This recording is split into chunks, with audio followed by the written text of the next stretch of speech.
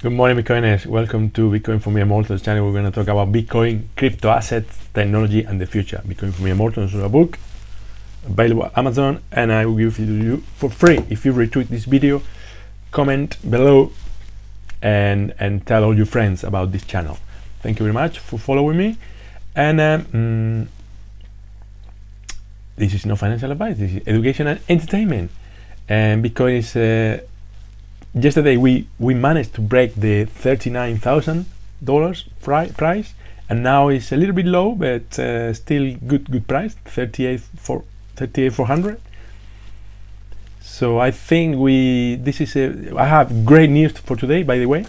I try to go as fast as possible. Many news and all good, but yeah, things are looking positive this week for Bitcoin.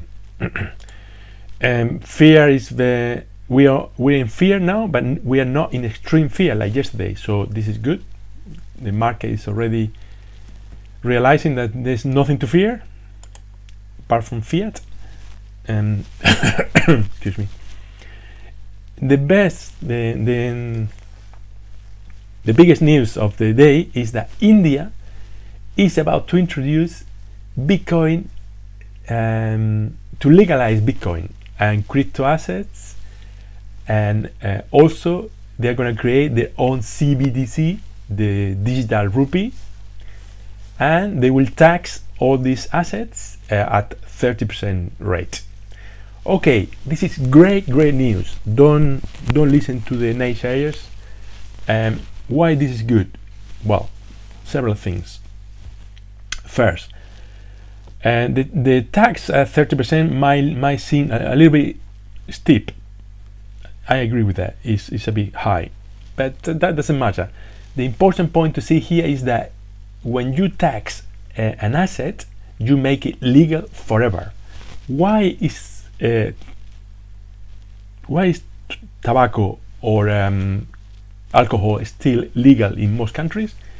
Because they are taxing it, because they are getting a lot of revenue from these products, and they cannot afford to make it illegal. They will lose so much money that is unaffordable, basically.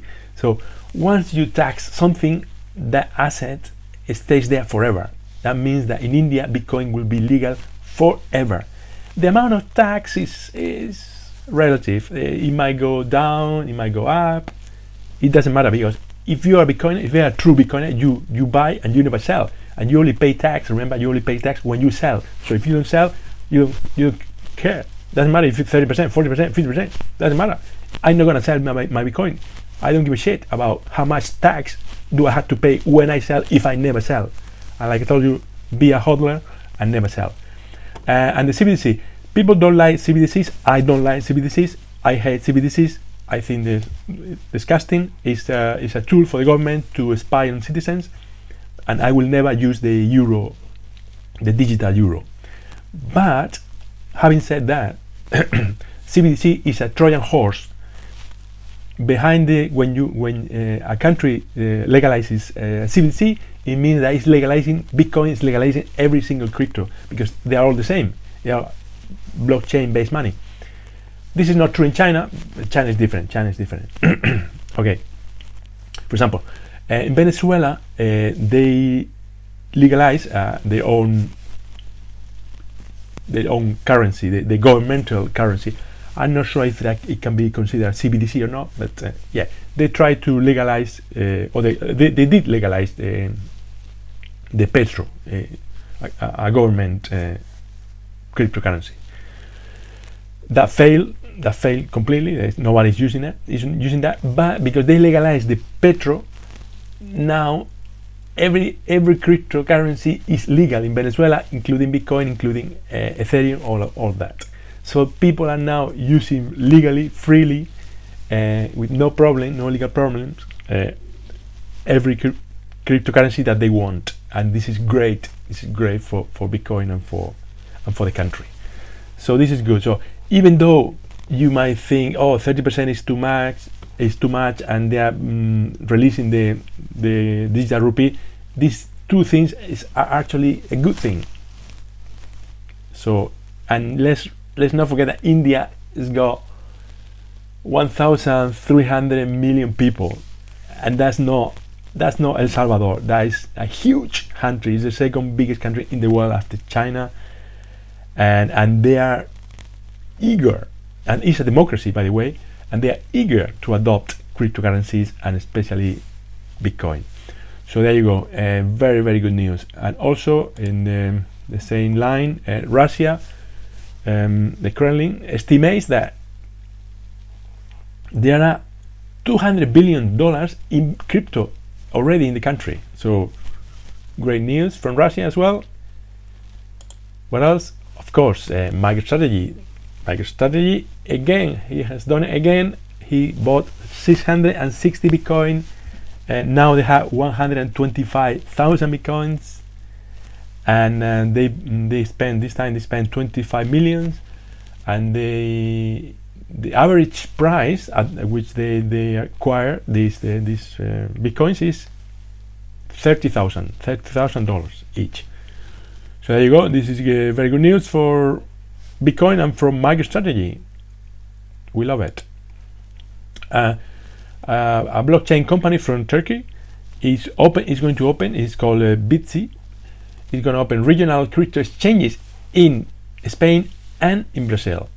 So that's great. Also, this is an article talking about how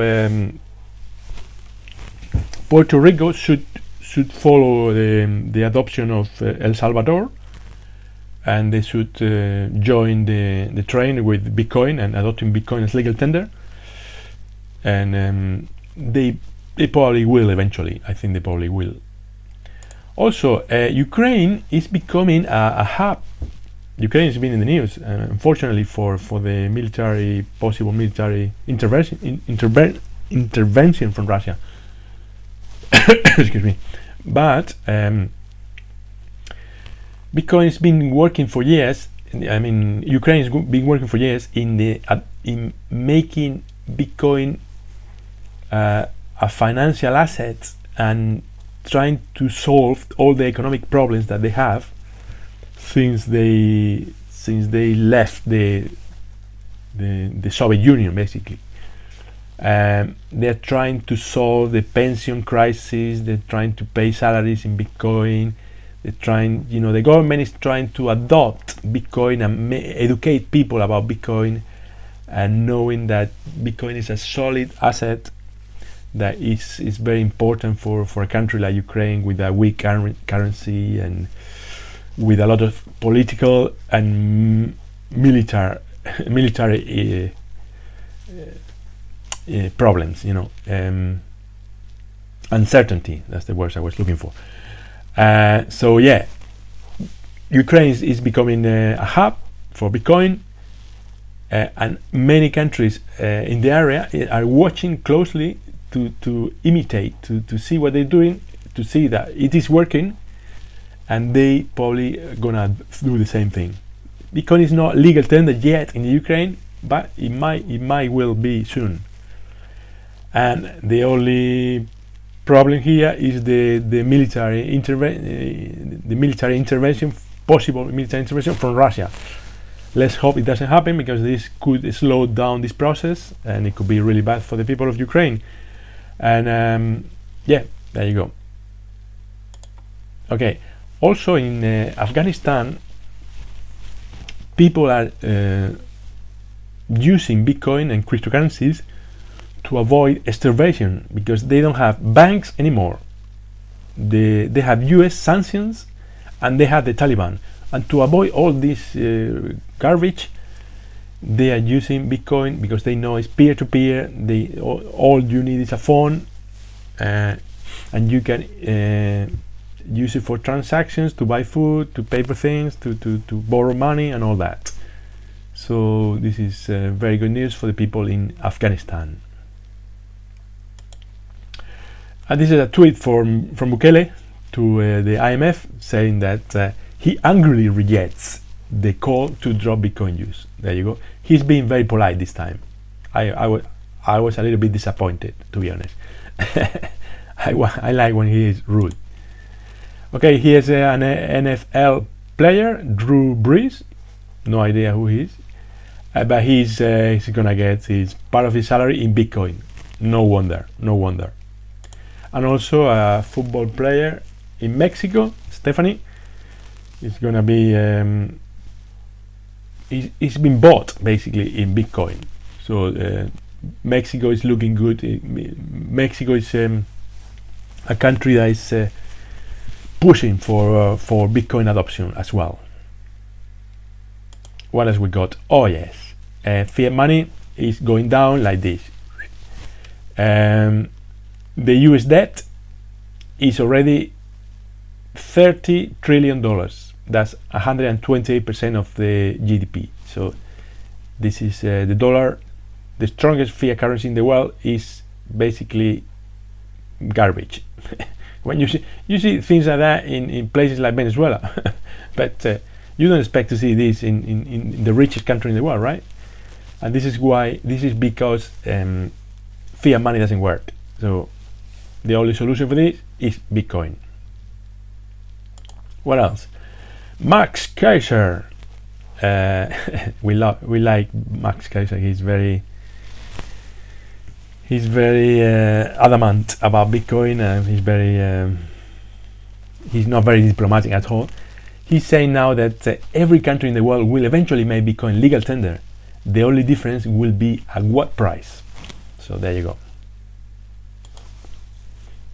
And Fidelity is comparing Bitcoin to gold, and in the comparison, this is the durability, divisibility, fungible, portable, verifiable, scarce. All these points, Bitcoin is far superior to gold, and the only point in which gold is superior to Bitcoin is in the track record. Gold has been around for 5,000 years. Bitcoin has been around only for 13 years. So there you go, 6 to 1, Bitcoin winning, and that's according to Fidelity, which are a traditional financial giant who is managing $11 trillion. Okay, yesterday was the conference, and the first interview was between Jack Dorsey, the ex-CEO of Twitter, and Michael Saylor. Dorsey said a few things, how he discovered Bitcoin, how he implemented in Cash App, how he left Twitter for to dedicate his life to Bitcoin in his new company Block, which used to be called Square. And he said a few things about he used to has a miner. He bought a miner in his own. He put a miner at home. He was mining satoshis, and with those satoshis, he transferred those to his wallet in the phone, and he was buying tacos with that. There you go. A billionaire was very happy because he was able to buy tacos without using fiat money, without needing the government or any bank to do that. He was creating money in his own house and buying tacos with that. It's amazing. I love that. Also, he sent a message to Zuckerberg and saying that he wasted so much time. Facebook tried to create their own currency. It was called Diem, and then they changed.